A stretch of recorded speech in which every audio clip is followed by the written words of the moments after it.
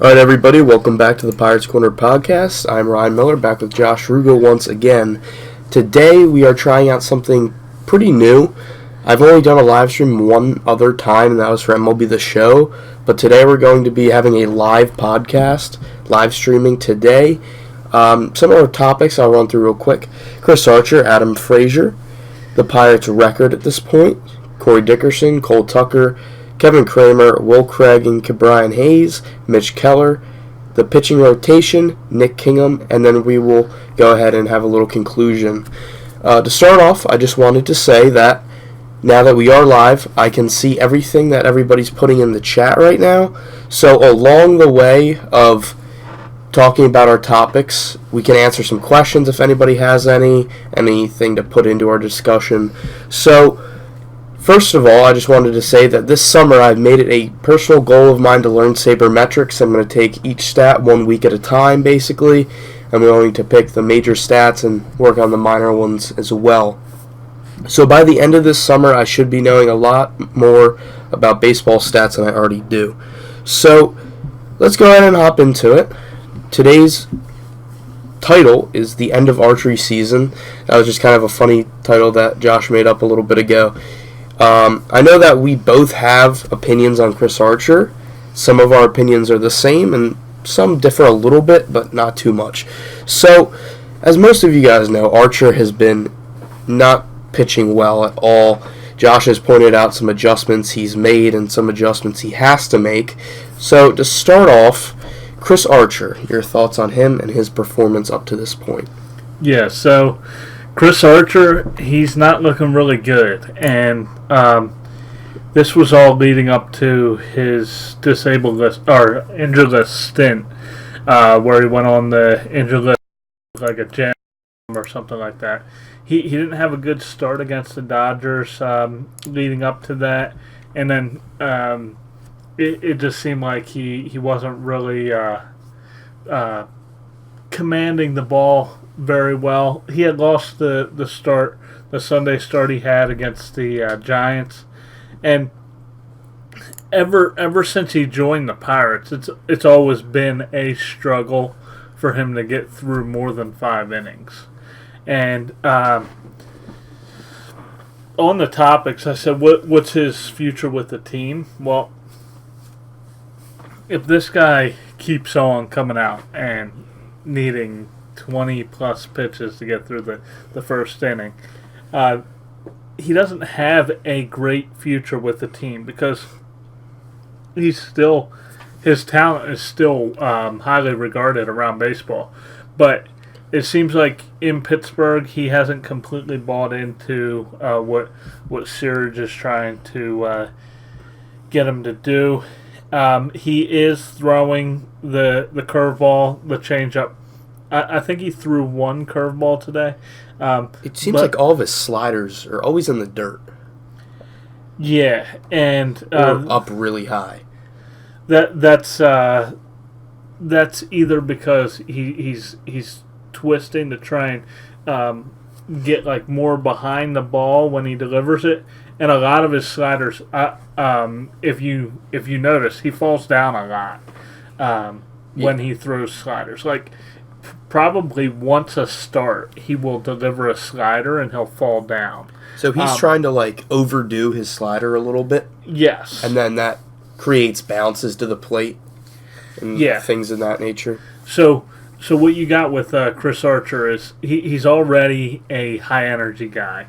He gets really pumped up, and he wants to do well for this team, but because he's not doing enough to like kind of calm himself down on the mound, and he's like celebrating everything. That's all feeding into that energy that can go south in a hurry when things start to go bad.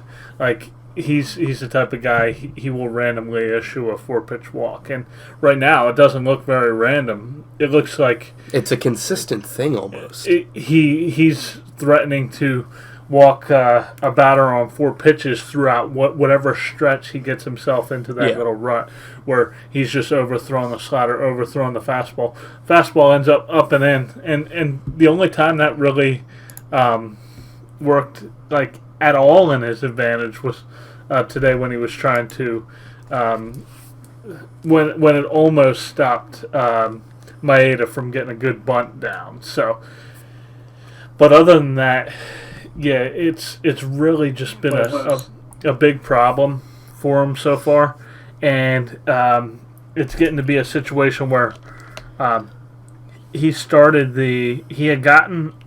a nice job of kind of towards the middle of his outings getting his pitch count under control, getting some quick outs here and there, but as soon as he ran into trouble with a long at-bat walk issued to Muncy in the 5th inning today, it was just all downhill from there.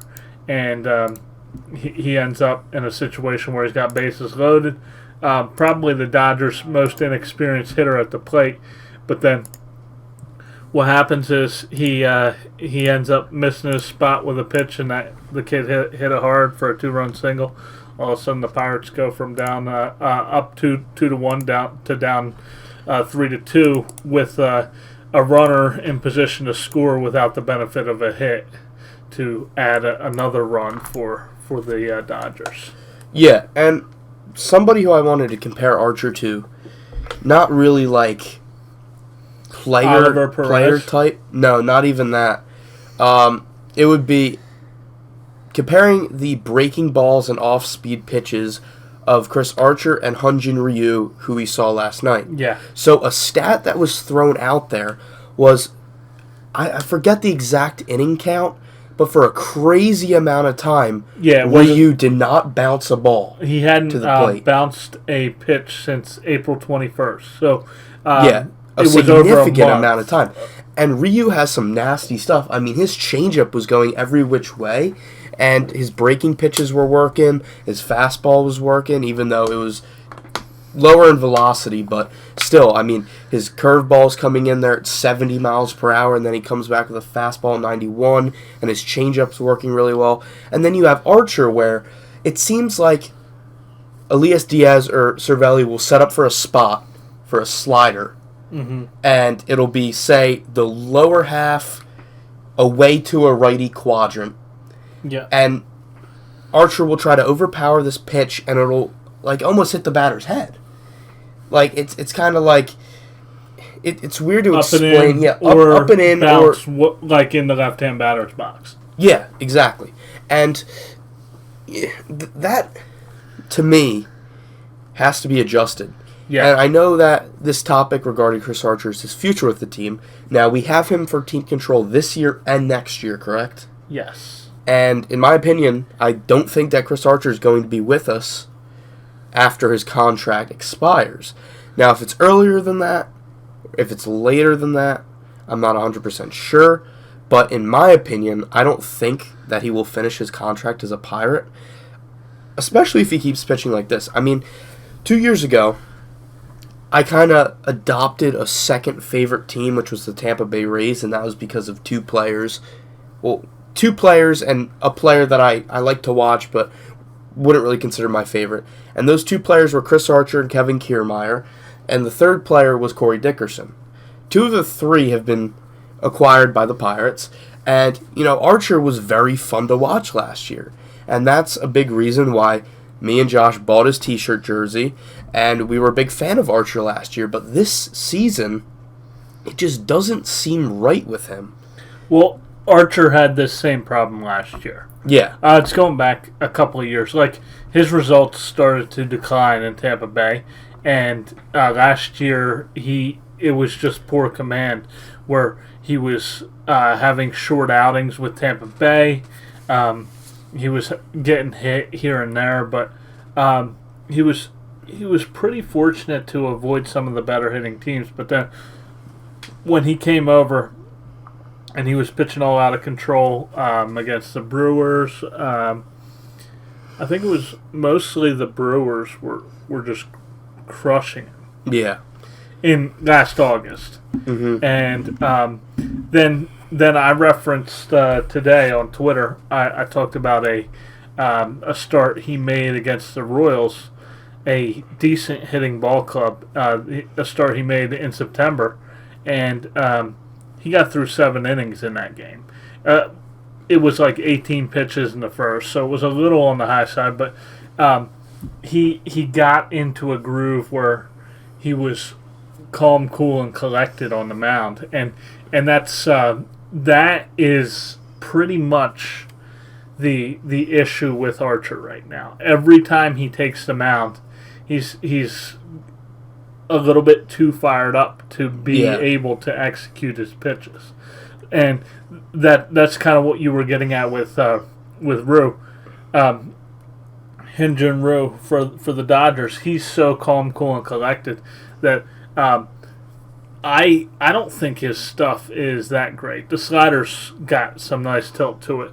The changeup has nice fade action, but the fastball he stays away from because he's scared of his fastball. Well, he doesn't throw hard. Yeah, he knows it'll get hit, but because he has such good composure, he's able to maintain really good command and just kind of wind that slider in there, fade the changeup down the way, do all kinds of things to throw off hitters' timing. But Archer has always been a guy where he's throughout his career, he had success early on as a thrower, not a pitcher. Yeah.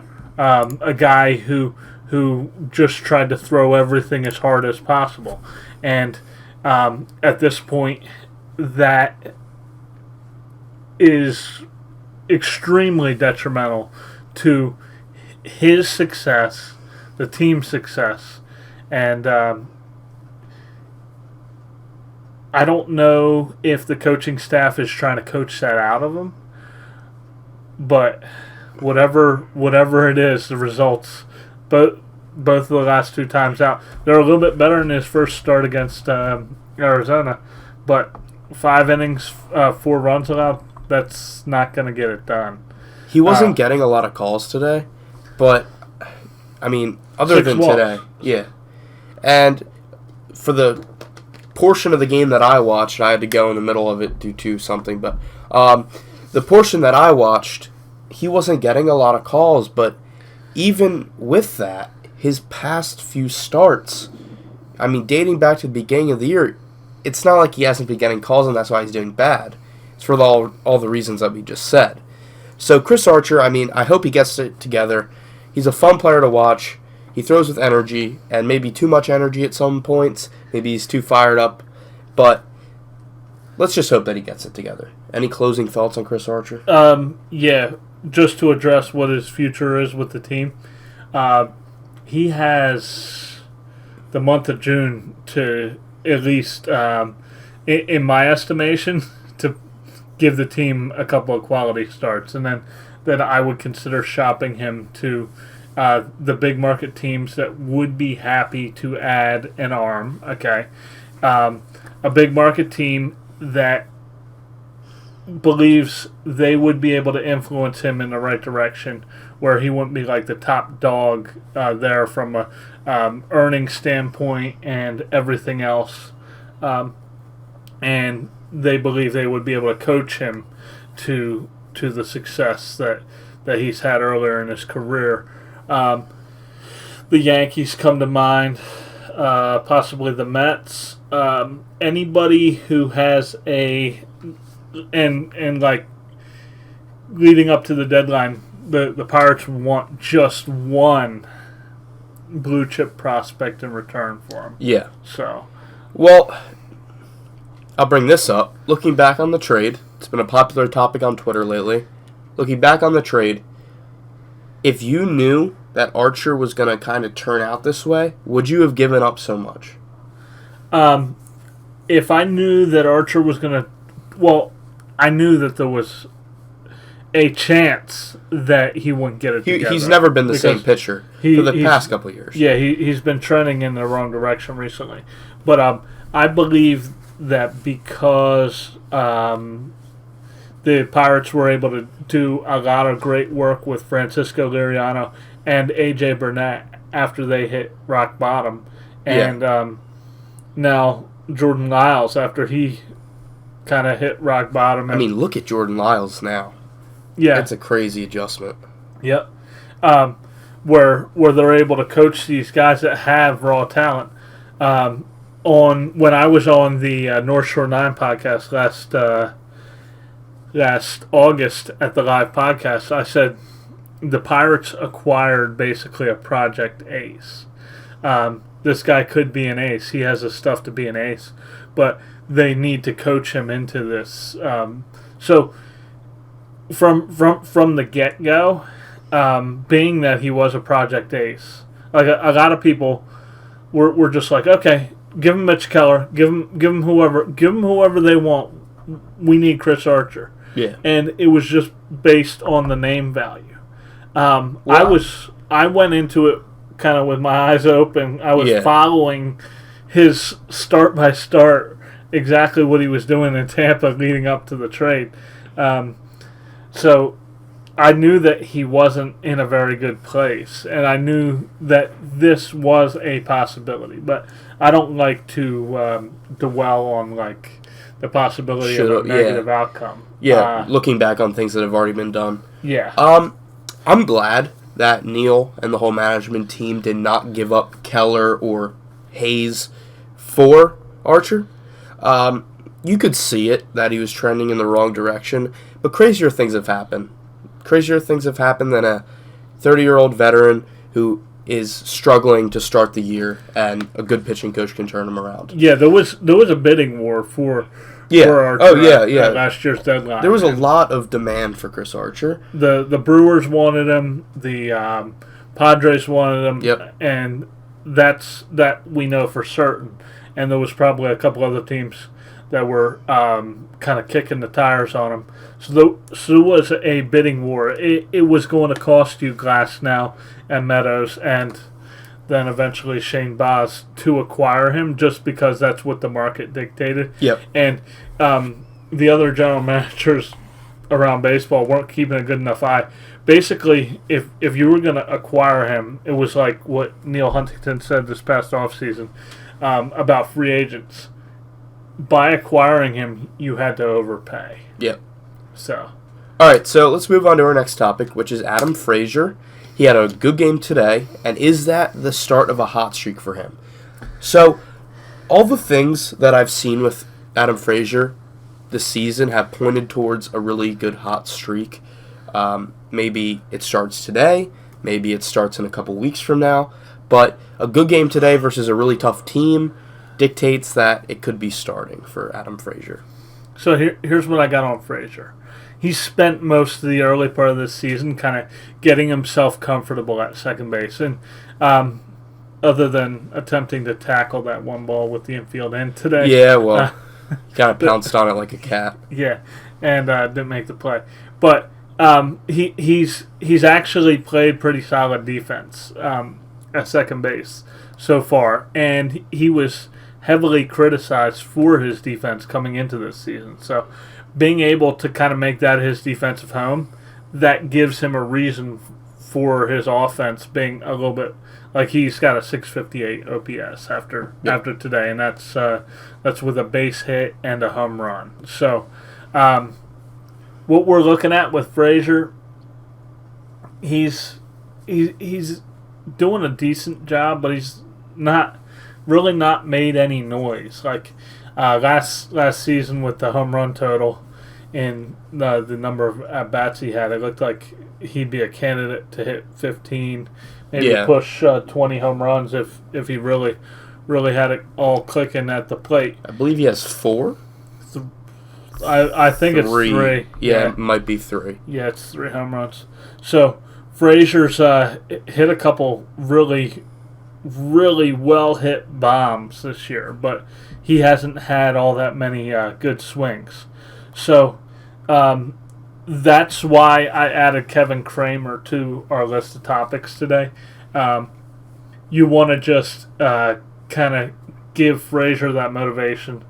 Hey, you're doing a good job at second base defensively, but we need the bat to come alive. We're kind of counting on Frazier to be one of the better hitters on the team, at least for average. So, and that hasn't happened to this point. As of today, he's hitting 250, and his walk rate is back down where it was before last season. He ended up last season was the first year he's had in the big leagues where his walk rate was acceptable for the leadoff position. We kind of need 340 plus on base, and his on base percentage right now is in the 310 range. So if he was getting on base, the run scoring machine would be a lot better.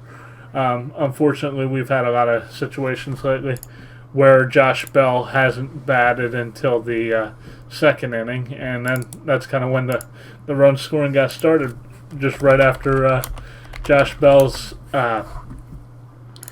extra base hit kind of got things going. So Frazier, he could be on the verge of a hot streak, but just to kind of accelerate things, calling Kramer up may be a good idea for this team, especially where they're at on the infield.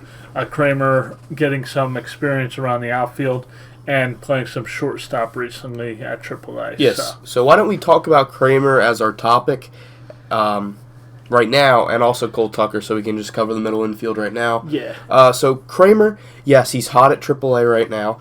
And I've been saying for a couple of months, I would really like to see Kevin Kramer play some shortstop. He seems like a good fielder, and he has been at AAA. So, with a hot bat and, a shortstop at the big league level right now that's kind of struggling, but then you have Kevin Newman who's getting hot, I think that Kramer could be a pretty good bench platoon bat right now at the big league level.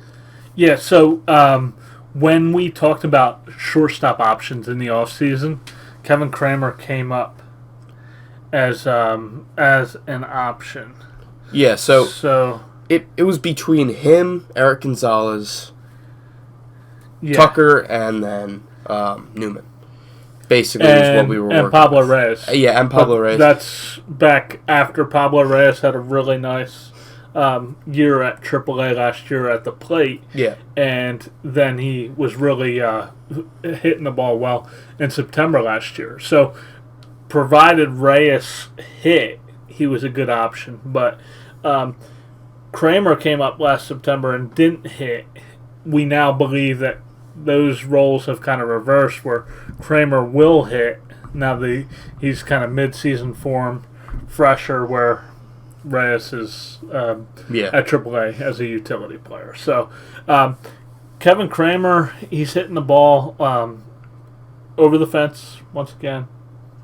He's 25 years old, so he's definitely old enough, experienced enough to handle life in the big leagues. And he has been on the roster, but he never took an at-bat so far this year. So here's my thought on Kevin Kramer. Now, being 25, he's not old. Okay, he's in a good position right now. But you look at our infield, and second base taken, shortstop, it's a little bit up in the air, but I think that they would lean more towards Tucker and Newman right now. And then third base, Moran. So right now, the chances of him getting in the lineup on a consistent basis would lie in the hands of third base and shortstop. Yeah. Saying that, Newman's cooled off, okay, and Tucker's back in AAA, which we'll talk about in a second. And then, let's just say Jung Ho's gone. So, you have Newman that isn't doing well, you have Tucker at AAA, and then you have Moran at third. If Moran isn't hitting lefties well, maybe put Kramer in there for a game and have Newman at shortstop. Kramer is left-handed only. Yeah, but even if you have Moran really struggling at third base, well, not at third base, while playing third base hitting lefties, maybe have Kramer go in there and get another look. But what I'm saying is, third base and shortstop are his opportunities right now to get worked into the lineup. Because second base, the rare occasion where Adam Frazier needs a day off, he might get squeaked in there. But right now, shortstop's held down. right now. Second base is held down right now. And third base, with Moran hitting pretty well lately, that's locked down as well. So right now, if Kramer comes up, he's going to be worked into, like the Sunday lineup when a guy needs a day off type thing. I think he could very well rotate through because none of those guys are hitting so well or playing the position so well that you can't have him rotate through. And say he gets a start, okay?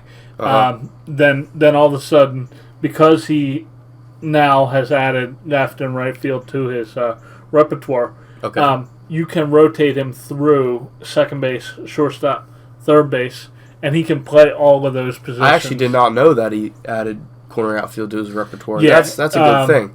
It is a good thing. Even though it won't translate at the big league level because of Melky. On days where Melky gets the start, he could be a late inning defensive replacement. Oh yeah, for sure. And he's a great fit because of his versatility. And just something I had mentioned on Twitter this past week, I said that the Dodgers are where they are because of positional versatility. And if Kramer's not like a blue chip top prospect, he's been in the Pirates' top 10 prospects for a significant period of time, but he would really need to take off, and he kind of fits the mold of like a Chris Taylor. I'm not going to say Max Muncy because then everybody will come after me like Kramer's never going to hit 30 bombs. But even with that said, Max Muncy wasn't that good a prospect. So the situation that we're looking at there is Kramer, like if he had like a resurgence and just got to the big league level and just broke out at the big league level in a way that we haven't seen from him, like that is within the realm of possibility, then he would help give the Pirates some of that same positional versatility and ability to mix and match like the Dodgers, like the Brewers have. The Brewers didn't pull it off so well, but like the Cubs have, like with Zobrist, Ian Happ, Kyle Schwarber, guys like that. So yeah, I definitely think that if Kramer comes back up, he won't sit the bench and not get an at-bat like earlier this year. Yeah, he'll definitely be worked in there more. So Cole Tucker. Yeah, Cole Tucker is our next topic. And the question is, should Cole Tucker go back to AAA? Yes. The answer is yes. He's not hitting the big league fastball. He has a little bit more to kind of sort out at AAA. Basically, you want to get him back down there, okay? Get his confidence level back up against all of these pitchers that are throwing off-speed stuff. Like, he had a hit against Rue last night, and that wasn't super surprising because Rue's kind of a junk baller. So that was actually a good matchup for Tucker, even though he was batting right-handed instead of left-handed like he does most nights. But if you get him back down to AAA and he's able to kind of figure out, like, get it going, then you bring him back up to the big leagues and with more confidence just to get that bat head out quicker and read the pitch out of the pitcher's hand. That'll be the key for him. He doesn't have a ton of AAA development needed left. Like he doesn't have a lot of it left that's really needed. It's just a matter of getting him back going at the plate because we don't want that bat to go stale like it has been the past few weeks. He's 22. He's playing at he's playing in the big leagues. He should be playing at AAA.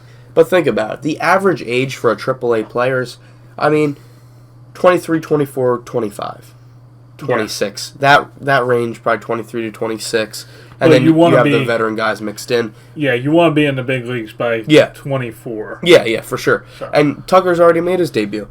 And drafted out of high school, he got more time to develop than a guy drafted out of college. That's why he's in this position right now. But still, Tucker, he's struggling at the big leagues.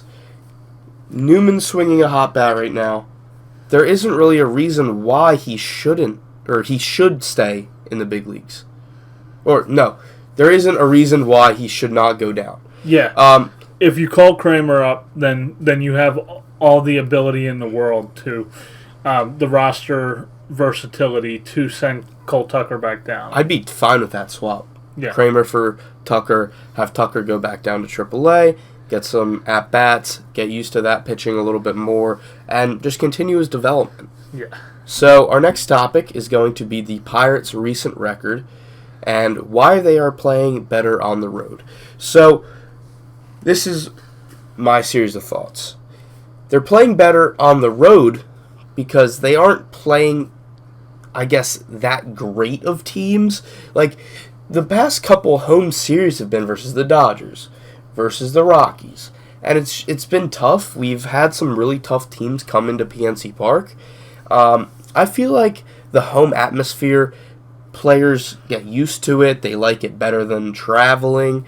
And that might be the thing for some players, but others, they might play better on the road. It just depends. But I think that there isn't really a huge reason why they're playing better on the road other than the caliber of teams. The Rockies aren't really that great a team. They have some good hitters. Their pitching, I mean... And they've been hitting lately. They have been hitting lately. Marquez is a great pitcher, so getting shut down like that is somewhat explainable. But there's nobody there at the home games. There isn't an atmosphere. Like, this is, they're playing better on the road because there's more fan support, there's more energy in the stadium. And this goes back to, I saw a tweet this past week where that same day in May 2010, when the Pirates were headed for 105 losses, they had more people at a home game that same day in May than the Pirates did that day this season, where they're likely headed for another winning season. But if the fans don't come out and support this team, they could end up with a winning road record and sub 500 at home. I mean, and right around 500 record overall. I'll go over the schedule right now. Let's just go recent history, month of May. Took 2 out of 3 from the Athletics. Took 1 out of 2 from Texas at home. Went on the road. Took 3 out of 4 from the Cardinals. Won 1 out of 3 in the Diamondbacks. And then won 3 out of 4 again from the Padres on the road. Come back. 2 out of 3 losses versus the Rockies, and then we get swept by the Dodgers. Yeah. Now, I understand everybody's there, and they're boycotting the owner, and that he's cheap, and everything like that. He doesn't spend money. Don't do it for the owner. Don't come to the games for the owner. Do it for this group of guys. If you dig deep enough into this roster right now, you can find a lot of reasons to come to the ballpark and be excited. You have Brian Reynolds. You have Bell, who's had his name thrown into the MVP caliber players right now. Yeah, you got Polanco. Yeah. You got, I mean, yes, the pitching staff has been injured, but, I mean, just find a reason to come. There isn't any reason. And that's why in our Twitter group chat, it's like everybody's like, hey, who needs a ticket? Well, that's Mitchell, but Mitch always asks people if they need a ticket.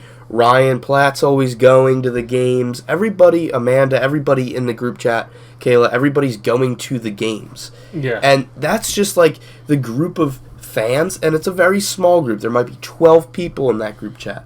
But that's what Pirates fans should try to kind of base their beliefs off of. Not that the owner's cheap, and not that you won't move your boat in the Allegheny River because the owner still owns the team.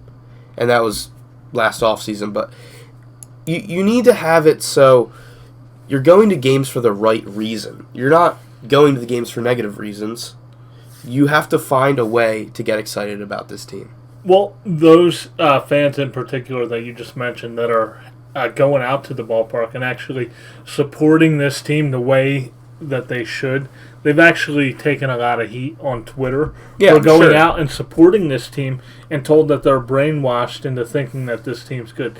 No, these people that are actually loyal fans are the people that are not brainwashed. Dayan Kovacevic is slandering a guy who he claims to be friends with, Bob Nutting. Okay. Yeah. He's slandering him. Okay, by basically saying that Bob Nutting is doing things all the wrong way, and basically giving Bob Nutting more responsibility than is his share in as far as budgets go and everything like that.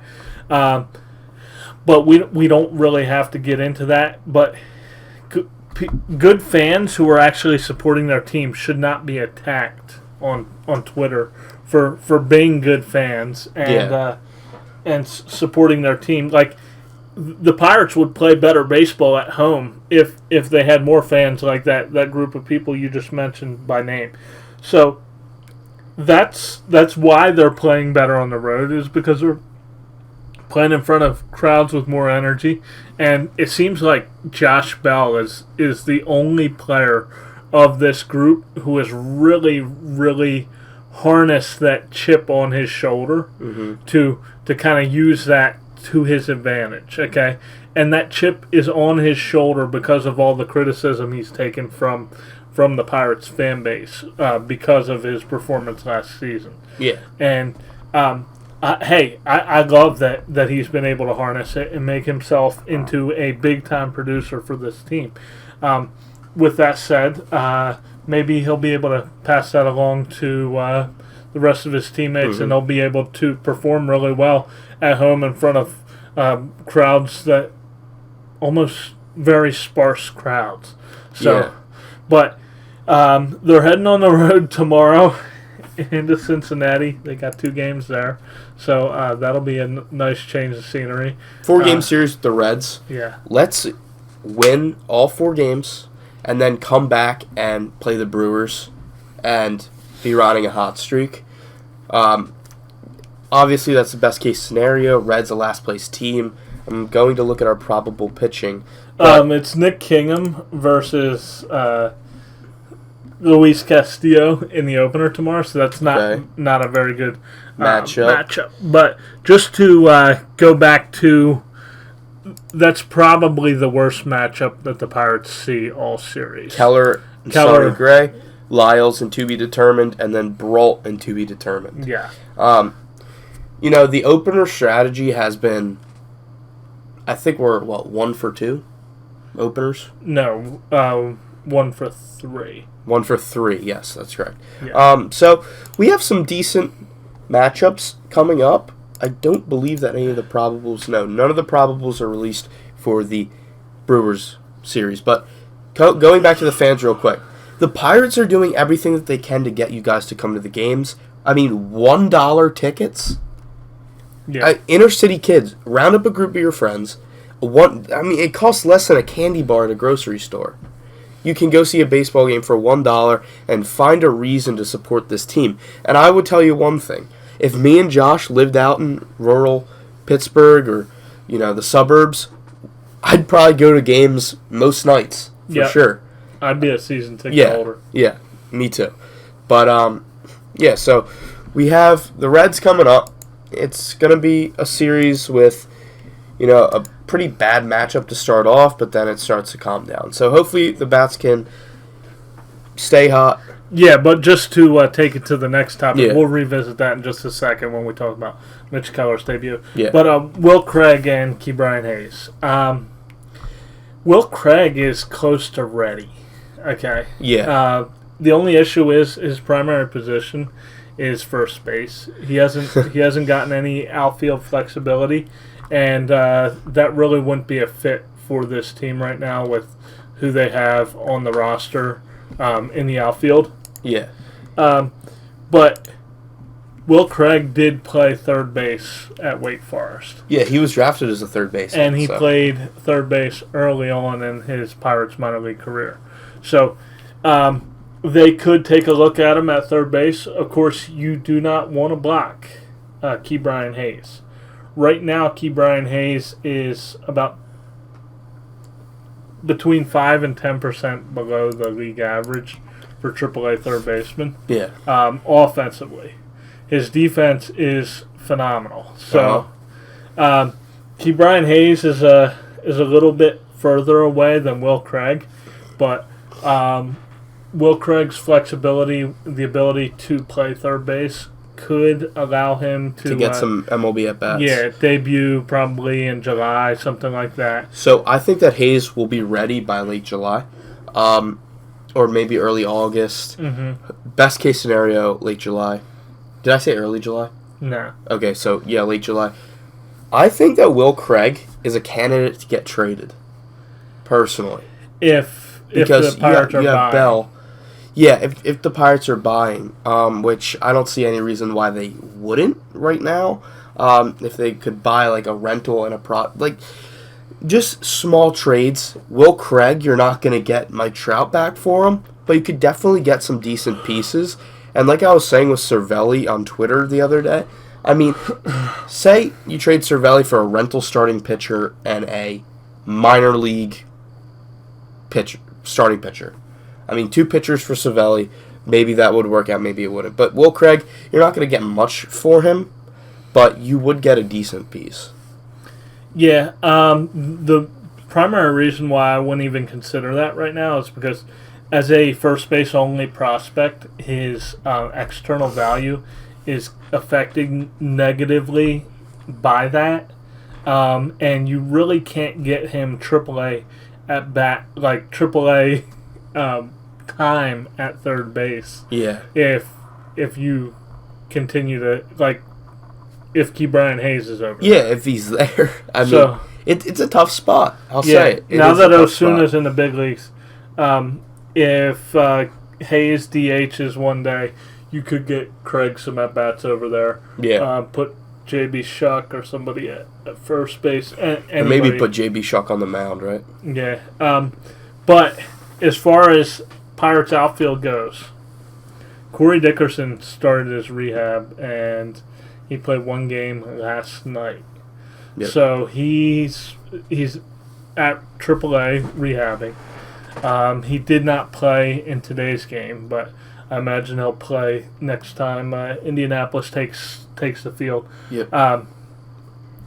What does that mean for Brian Reynolds?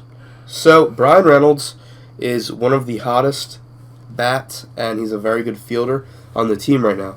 So this is a really tough spot because you have Marte in center, you have Polanco in right, and then when Dickerson comes back, you have Dickerson in left, but then you have Melky Cabrera, who's on the average leaderboard, and then you have Brian Reynolds, who's playing really well right now. Yeah.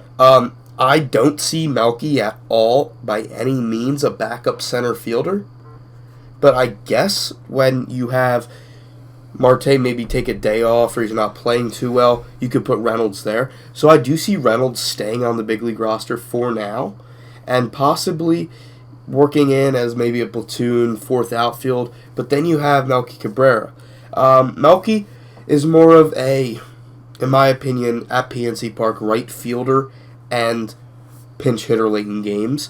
He is riding a hot bat right now, but I mean, I'm not sure if he's going to really be in the starting lineup for much longer, because when Dickerson comes back, you have him and Reynolds kind of fighting for a spot. But possibly you see a 4-man outfield rotation like we had with Austin Meadows last year, where Reynolds can fit in, and also with Melky as well. I guess it would be more of a 5-man outfield rotation, but you know, Melky's fielding and speed are not good at all. So Reynolds would definitely move into that fourth outfielder spot for me. I would continue to start Reynolds, okay, and just work Corey Dickerson slowly into the mix. And the way I would do that is allow Dickerson to play a game in right, spelling Polanco one day. Dickerson's not a guy that I want playing center field for the Pirates, just because he hasn't played center field since he was a Colorado Rocky. Yeah. So you give Dickerson a day in right for Polanco, because Polanco's kind of still working his way back into the swing of things. You move Reynolds into center, put Dickerson in left, and give Marte a day off here and there.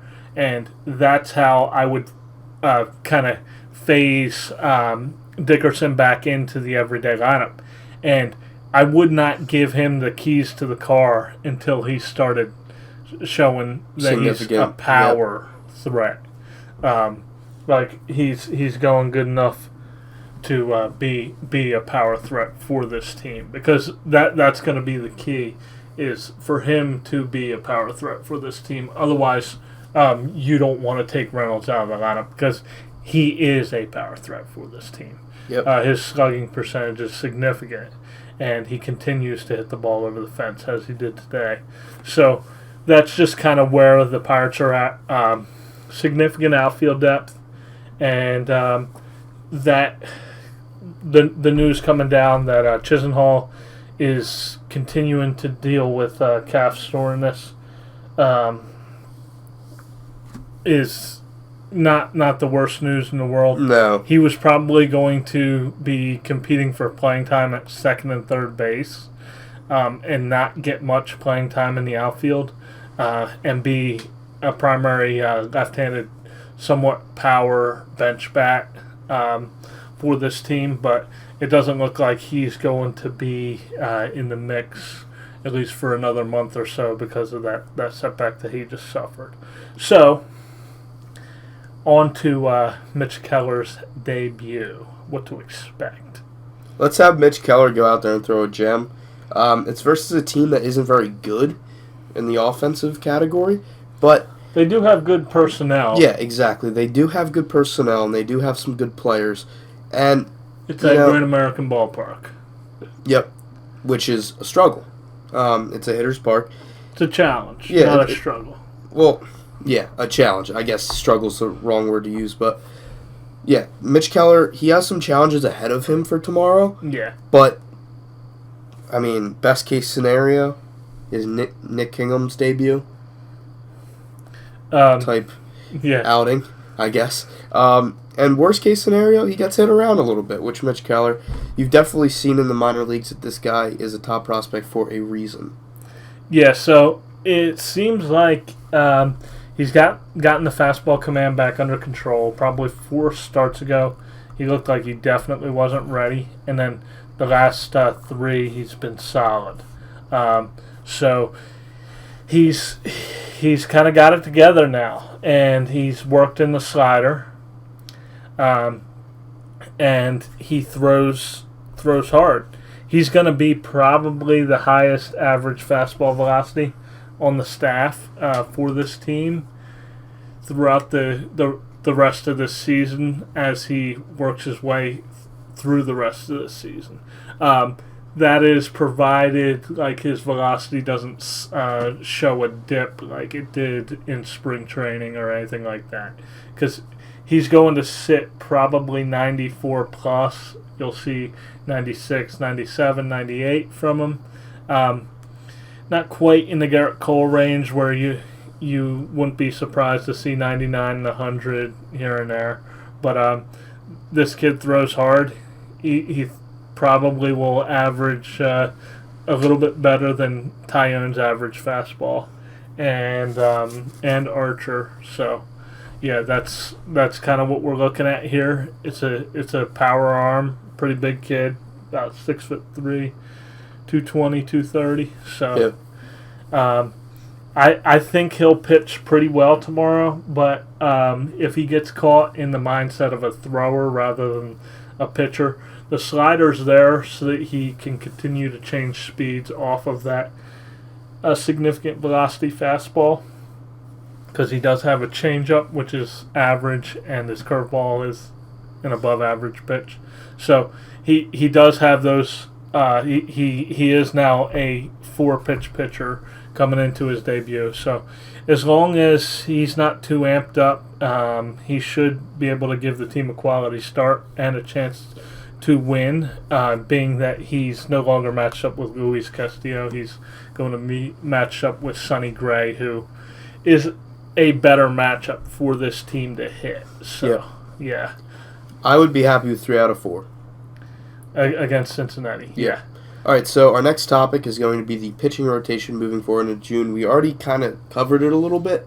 You have Keller getting into the mix. And before we go too far into this, will Keller be the 26th man tomorrow?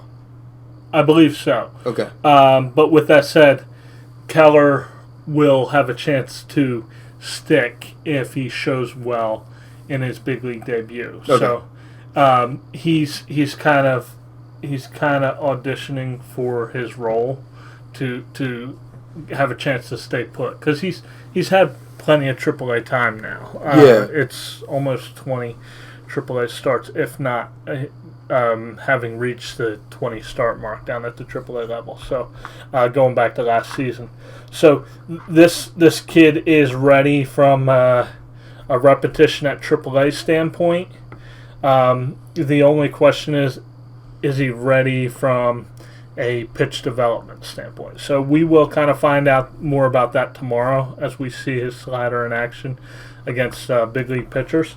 But the rotation moving forward, Archer, he's in that rotation.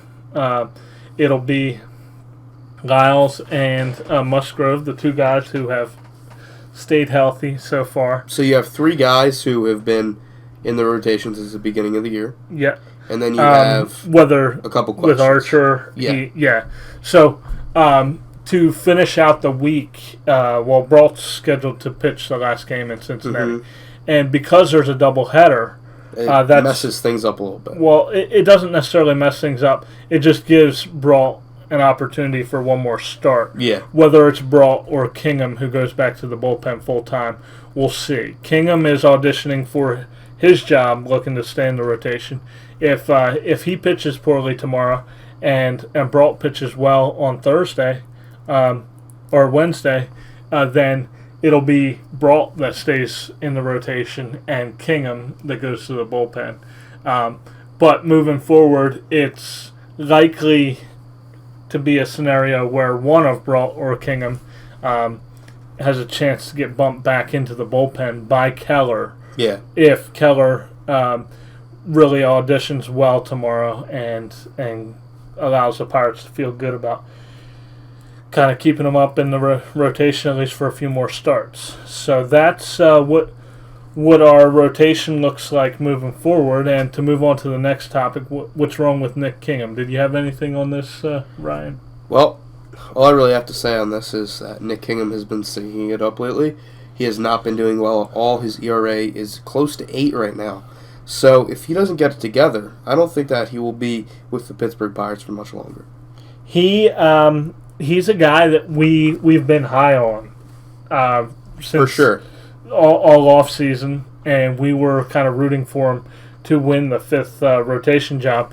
Lyles has taken that and run with it, and Kingham, he's had his moments. Like when he came out and got the save in Detroit after Keone Kela blew the save, and Starling Marte hit a 2-run shot, and he came out and faced the middle of the Tigers' order and got him 1-2-3.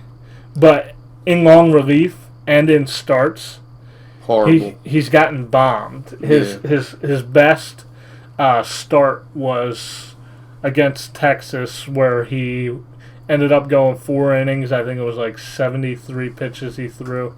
Struck out 5 hitters, walked 3, and gave up a 2-run bomb to Joey Gallo. Yeah, Gallo. That's who it was. So that start wasn't terrible, but it was just mediocre results. So up to this point, he got bombed in Arizona when he made that start. And he was kind of removed from the rotation after that. Yeah. Or did he make another start? I'm trying to remember. He made an appearance after the opener when Montana DiRapo gave up a 3-run shot in the first this past week against the Rockies. Kingham was the middleman against the opener. Ended up going 4 innings and allowing 6 runs. So not good at all. Yeah, he's really left. He's coming off just poor results. And what I was able to pinpoint on what's wrong with him from the Arizona outing, which is kind of the big sample size that we have, other than him giving up runs here and there in long relief leading up to when he was asked to make starts. In Arizona, he made a lot of pitches in that first inning, and they were getting hit anyway. Pitchers' pitches were getting hit, and then he came out in the second and third and fourth innings, and it really looked like he had lost his ability to locate. So the primary problem pitch is the secondary pitch that's been his best pitch throughout his professional career. Right now, the way he's throwing his changeup, the separation from his average fastball velocity is only about 6 miles per hour. And this has kind of made it so that the pitch, other than his fastball, that's getting the best showing is the curveball, and he's not throwing many curveballs. Mm-hmm. So he's trying to work the fastball changeup, but without the pitch separation, they're fouling a lot of them off. There's no ability to generate swings and misses or get it put in play for an out. If he puts it in a place where he thinks he can get a ground ball, it's getting hit hard for a base hit instead. So the results just aren't there. And the other negative that has kind of crept into his game this season is he's throwing a cutter, and he's completely scrapped the slider. He substituted the cutter for the slider.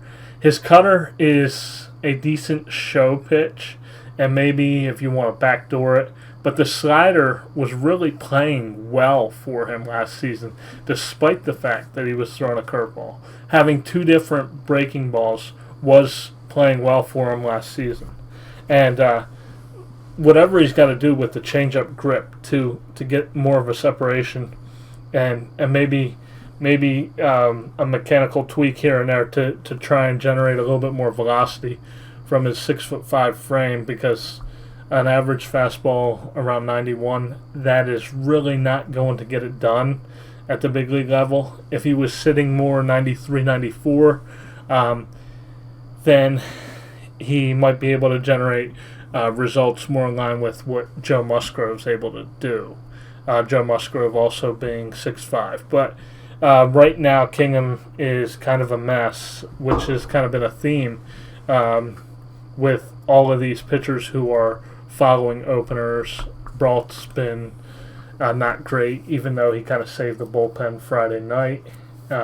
He had 3 walks in that outing, so that's kind of what's wrong with Nick Kingham right now, and we'll get to see tomorrow at 1:10 if he's been able to do anything from mentally or changing grip to change the results that he's getting with that changeup, because that'll be the key to him having success tomorrow and moving forward if he's going to be a key member of the pitching staff in general, from the bullpen or from the rotation. So.